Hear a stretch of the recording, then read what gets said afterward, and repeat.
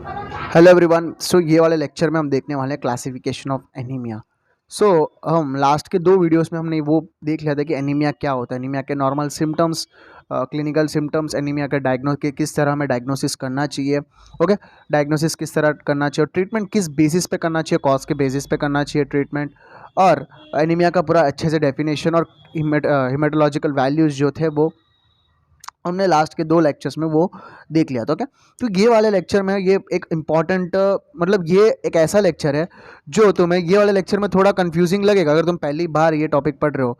पहली बार classification of anaemia topic तुम पढ़ रहे हो तो तुम्हें ये थोड़ा सा ऊपर से जाने की चांसेस, क्योंकि क्योंकि मैं यहाँ पे सिर्फ एक्सप्लेनेशन का मैं चीज़ें तुम्हें इंट्रोड्यूस करना चाहता हूँ, बस नाम सुनाकर इंट्रोड्यूस करना चाहता हूँ, क्योंकि हम एक एक टॉपिक को, अभी देखो समझो ये G6PD डेफिशिएंसी, इसको हम डिटेल में एक पूरे एक या दो लेक्चर में G6PD डेफिशिएंसी हम पढ़ने वाले हैं। ओके, तो वो पूरा एक मतलब इतने छोटे से वीडियो में मैं पूरा वो एक्सप्लेन नहीं कर सकता। तो ये एक ऐसा वीडियो है जो तुम्हें वो नाम जो है वो G6PD डेफिशिएंसी है, तुमको लगना चाहिए कि भाई हाँ ये सुना है कहीं तो।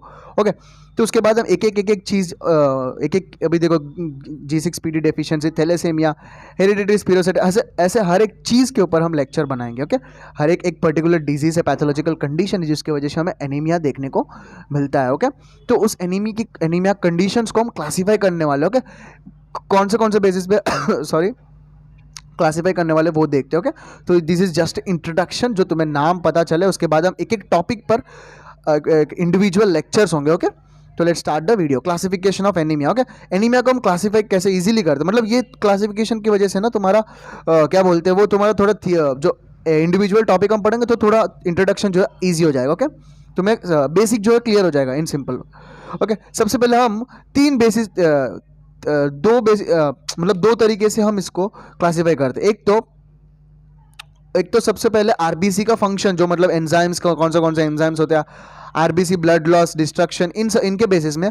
और दूसरा क्लासिफिकेशन ये कि on the basis of morphology. Okay, morphology, RBC का जो मॉर्फोलॉजी होता है, जो शेप होता है, वो शेप आउट, मतलब वो शेप कैसा है। अगर शेप नॉर्मल शेप है तो नॉर्मोसाइटिक एनीमिया, अगर शेप बड़ा है जो नॉर्मल से बड़ा है तो माइक्रोसाइटिक हो जाएगा, और मतलब बड़ा है तो मैक्रोसाइटिक, बड़ा हो जाएगा, मैक्रो मतलब बड़ा और माइक्रो मतलब नॉर्मल से छोटा। तो एक एक चीज़ों को हम डिटेल में पढ़ेंगे। ओके, ये माइक्रोसाइटिक क्या होता है, नॉर्मोसाइटिक क्या होता है, कि मैक्रोसाइटिक क्या होता है, ये सब हम आगे डिस्कस करेंगे। मैक्रोसाइटिक एनीमिया कैसे होता है, ब्लड आरबीसी इंडाइसिस करके टॉपिक होता है, वो मैंने अभी तक वीडियो बनाया नहीं है, बट मैं बनाऊंगा, मतलब कुछ समय के बाद मैं बनाऊंगा ये चीज़, तो उसमें वो चीज़ मैं पूरा एक्सप्लेन कर दूंगा कि मैक्रोसाइटिक क्या होता है, कि मैक्रोसाइटिक, माइक्रोसाइटिक और नॉर्मोसाइटिक क्या होता है। कि तो चलो हम क्लासिफिकेशन स्टार्ट करते हैं। ओके, तो सबसे पहले क्लासिफिकेशन जो है blood loss. Okay, blood loss हुआ है, कुछ blood loss, acute blood loss, कोई एक्सीडेंट हुआ है तो बोलते हैं ना कि हेड इंजरी हुआ है, इतना बहुत सीवियर ब्लड लॉस हुआ है तो उसको बाटली चढ़ाना पड़ता है, मतलब ब्लड चढ़ाना पड़ता है। ओके,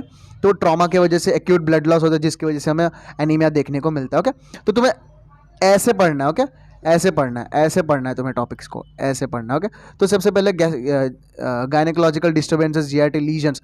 समझो जीआईटी लीजन्स तुम्हारे इंटेस्टाइन में, या कोई कोई कल्सर हुआ है या कोई कार्सिनोमा मैलिग्नेंट कंडीशन देख है जिसकी वजह से इंटरनल ब्लीडिंग हो रहा है। ओके, क्रोनिकली इंटरनल ब्लीडिंग हो रहा है। और एक कंडीशन है गायनेकोलॉजिकल डिस्टर्बेंसेस, तुम्हें मतलब मेंस्ट्रुअल साइकिल में प्रॉब्लम है, या कोई कंडीशन है जिसमें सीवियर ब्लीडिंग हो रहा है तुम्हें। ओके, क्रॉनिकली ब्लीडिंग हो रहा है, थोड़ा करके कुछ महीनों से तुम्हें, कुछ महीनों से, कुछ दिनों से तुम्हें ये ब्लीडिंग चल रहा है, तो इंटरनल ब्लीडिंग होने की वजह से तुम्हें क्रोनिक ब्लड लॉस हो रहा है बॉडी के अंदर, जिसकी वजह से क्रोनिक ब्लड लॉस की वजह से हमें एनीमिया देखने को मिलता है। ओके, इस तरह पढ़ेंगे। ओके, आई थिंक ये चीज़ समझ आ गया होगा कि ये मैंने रॉबिन्स के बुक से उठाया, ये मतलब ये क्लासिफिकेशन बहुत अच्छा है। ओके, बहुत सही, मतलब तुम एक बार इस टॉपिक्स को तुम एक बार देखो, अभी मुझे पता है कि एक एक टॉपिक इंडिविजुअल है, उसके अंदर क्या क्या आता है, तो मुझे ये बहुत इजी लगता है। बट तुम जैसे जैसे टॉपिक के बारे में से, जब एक एक टॉपिक के बारे में तुम पढ़ते जाओगे तो तुम्हें ये क्लासिफिकेशन याद करने की जरूरत ही नहीं पड़ेगी। ओके, एक और चीज़, इंक्रीज डिस्ट्रक्शन मतलब हिमोलाइसिस बढ़ चुका है। तीसरा जो है वो decrease RBC production, RBC production कम हुआ है। तीन तरीके से हम इसको क्लासीफाई किया। ओके, एक तो ब्लड लॉस, वो हमने खत्म कर दिया। इंक्रीज्ड आरबीसी डिस्ट्रक्शन, आरबीसी का डिस्ट्रक्शन ज्यादा हुआ है। एंड थर्ड जो है वो डिक्रीज्ड आरबीसी प्रोडक्शन, आरबीसी का प्रोडक्शन ही कम हो गया। ओके, इंक्रीज्ड आरबीसी डिस्ट्रक्शन मतलब हीमोलाइसिस, जैसे कि hereditary इलिप्टोसाइटोसिस, hereditary स्पिरोसाइटोसिस।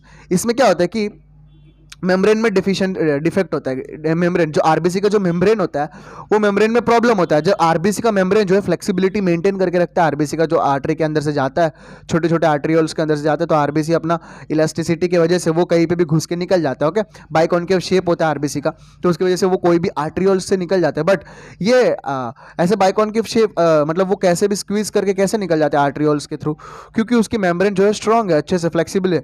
But in RBC disorders में क्या होता है, इनहेरिटेड, ये जेनेटिक डिसऑर्डर होता है। क्या इनहेरिटेड जेनेटिक डिसऑर्डर में दो होता है, RBC membrane disorders, enzyme deficiency. Okay, जो आरबीसी डिसऑर्डर्स में क्या आरबीसी मेम्ब्रेन डिसऑर्डर्स में हेरिडेटरी स्पीरोडोसाइटोसिस एंड हेरिडेटरी इलिप्टोसाइटोसिस। स्पीरोसाइटोसिस मतलब आरबीसी जो है गोल एकदम बॉल जैसा दिखने लगता है, स्पीयर शेप बन जाता है। ओके, इलिप्टोसाइट शेप में, इसमें इलिप्टोसाइट शेप में बदल जाता है। ओके, तो इसमें क्या होता है कि आरबीसी मेम्ब्रेन पे डिफेक्ट होता है, जिसकी वजह से आरबीसी का मेम्ब्रेन जो है फ्लेक्सिबल नहीं होता है, उसकी वजह से आरबीसी का ब्रेकडाउन, आरबीसी का मेम्ब्रेन जो है टूटता जाता है, जिसकी वजह से हिमोलाइसिस हो जाता है। ओके, एंजाइम डेफिशिएंसी में D6PD, glutathione synthetase deficiency, pyruvate kinase deficiency, hexokinase deficiency, इन सब ये सारे एंजाइम जो है वो इंपॉर्टेंट है, ताकि आरबीसी का इन सब के डेफिशिएंसी होने की वजह से ना, तो आरबीसी का हिमोलाइसिस, आरबीसी का ब्रेकडाउन हो आरबीसी का जो है ब्रेकडाउन देखने को मिलता है। ओके, ये सारे जो है वो इनहेरिटेड जेनेटिक डिसऑर्डर्स में आते हैं। ओके, एंड जो second one is haemoglobin abnormalities.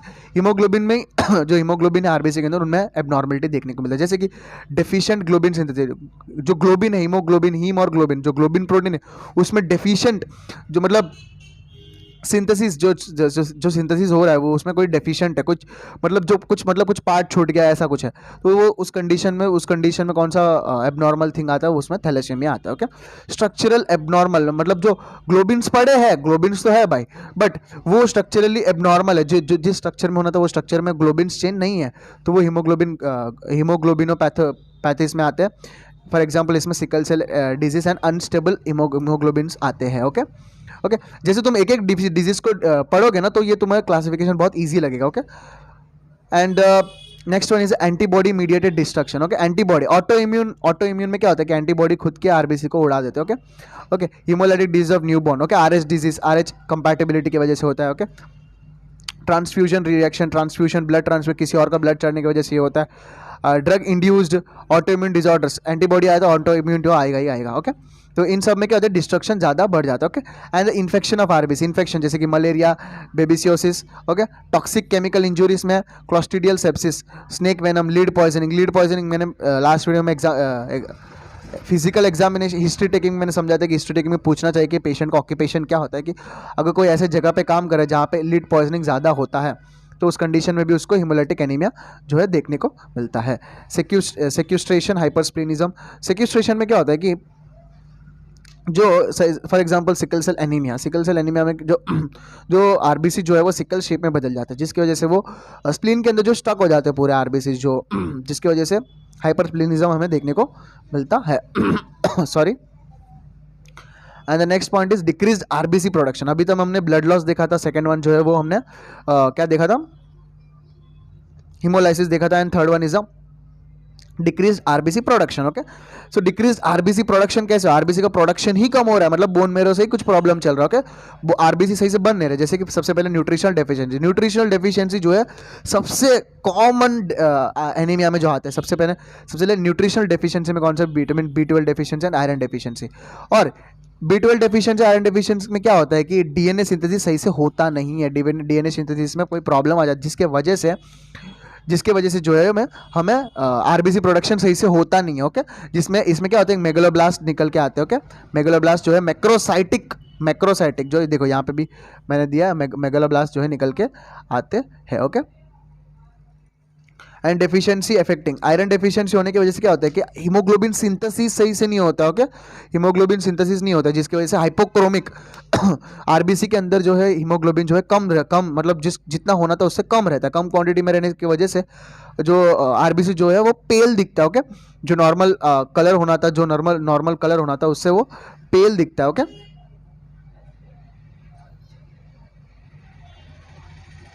Okay, पेल दिखता है। And the second is erythropoietin deficiency. Erythropoietin, अपने बॉडी में इरिथ्रोपोइटिन कौन सा ऑर्गन रिलीज करता है, kidney kidney okay, kidney renal failure kidney failure होने की वजह से, किडनी ही नहीं है तो इरिथ्रोपोइटिन कहाँ से आएगा, सिंपल सी बात है।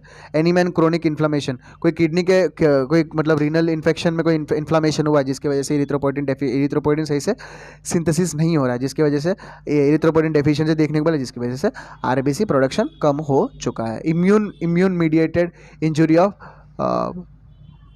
प्रोजेनेटर, जिसमें प्लास्टिक एनीमिया में क्या होता है कि जितने भी ब्लड सेल्स होते हैं वो not only RBC, neutrophils, platelet, सारे, इसको हम पैनसाइटोपिनिया के नाम से भी जानते हैं। देखो पैन इंडियन मूवीज बोलते हैं ना, इसलिए पैन इंडिया मतलब हर एक लैंग्वेज में रिलीज हो रही है।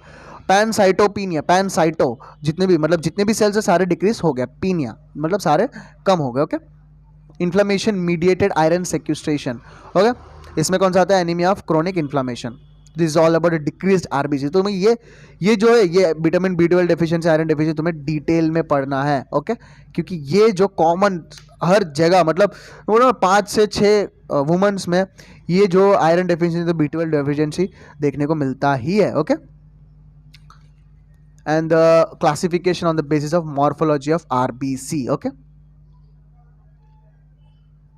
Classification of anaemia on the basis of morphology of RBC. Morphology के हिसाब से हम मैक्रोसाइटिक मतलब जो आरबीसी का नॉर्मल शेप है नॉर्मल साइज है उससे कम है, जिसमें कौन सा आयरन डेफिशिएंसी एनीमिया।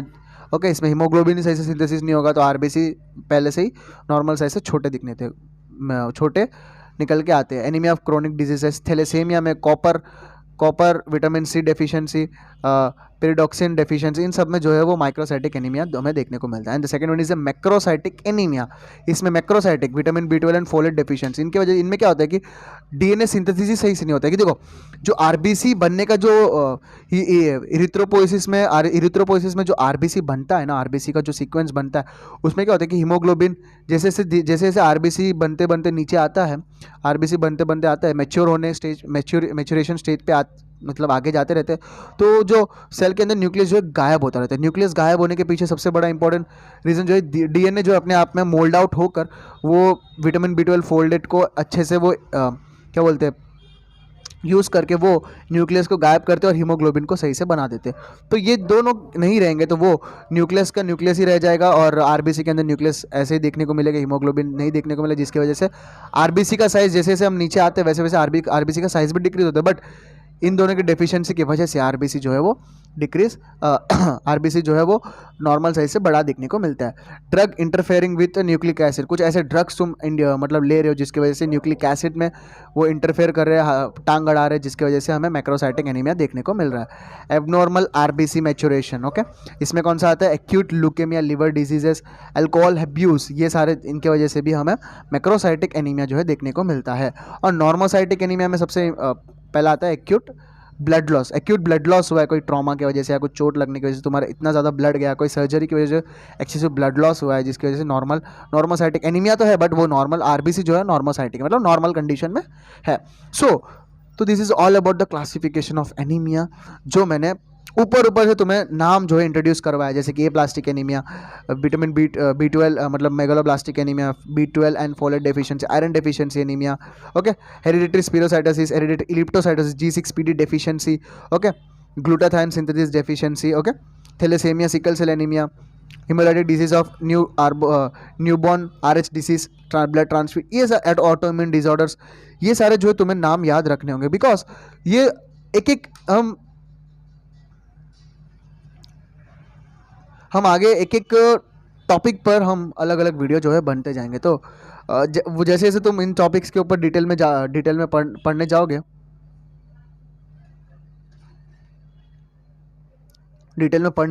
इन टॉपिक्स पर, तो वो सारे टॉपिक्स जो है वो उसके बाद वो सारे टॉपिक्स तुम्हें पढ़ने के बाद ये जो क्लासिफिकेशन तुम्हें केक वॉक लगेगा। Okay, so this is all about this classification, so thank you.